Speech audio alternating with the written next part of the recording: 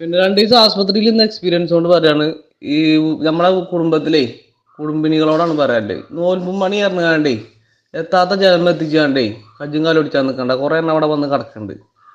അപ്പോ നോൽമ്പിന് മനസ്സാണ് ശുദ്ധിയാക്കേണ്ടത്. കുറെ വാതിൽ മുറിയിട്ട് കാര്യമില്ല, മനസ്സും ശരീരവും ശുദ്ധിയാക്കണം. പിന്നെ വാതിലെ എത്തിച്ചാത്തോടത്ത് എത്തിച്ചാണ്ട് വെറുതെ മുഗ്ഗാൻ നിൽക്കേണ്ട ആരും കുടുംബത്തിലെല്ലാവരോടും പാടെയാണ്. നൂലുമ്പും പണി പറഞ്ഞാൽ ഒരു പ്രഹസനം ഉണ്ടല്ലോ, അത് അവനവൻ എത്തുന്നിടത്ത് മാത്രം തുടച്ചാൽ മതി. നോൽമ്പും പണിയല്ല ചങ്ങായിയെ, നനച്ചുളിയാണ്.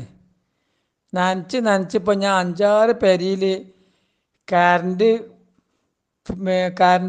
മറ്റേ ഒന്നായിട്ട് കത്തിയിട്ടേ ഞാൻ ഇട്ടെറിഞ്ഞ് പോന്നിക്കാണ്. സ്വിച്ച് അടക്കം കേൾക്കുന്നുണ്ട്. സ്വിച്ച് കഴിയാൻ എങ്ങനെ ഉണ്ടാവും? ഇപ്പോൾ തൊടിനോടത്തെ കറണ്ട് 3-4 പെരിയിൽ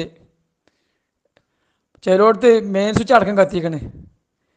എന്തൊരു നനച്ചുളി!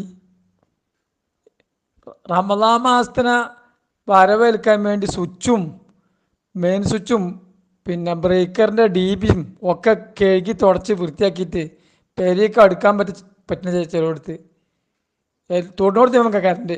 എന്നിട്ട് ഒന്നങ്ങോട്ട് വരിയോ, ഒന്ന് വരുമോ, ഇവിടെ കറണ്ട്, ഗിൽസമ്മ കറണ്ട്, തൊടിനോടത്ത് കറണ്ട്. ഞാൻ ചിലയിടത്തൊക്കെ ബാക്കറിന് പോയി പണിയേക്കാൻ പറഞ്ഞു. നോൽമ്പം പണി